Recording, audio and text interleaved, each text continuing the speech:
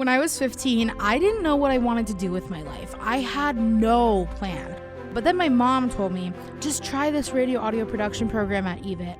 And you know the saying that mothers are always right? Well, of course, she was right. And I am so in love with being here. The experience I'm getting is unreal. And you can't get this kind of experience anywhere else. EVIT quickly became more than a program. It became my place. EVIT has really changed my life because it's given me a place of sanctuary. EVIT's my safe place, my home. Now I'm getting ready for my future in broadcasting journalism. I can get a job right out of high school at a radio station because I am going to be a certified radio operator.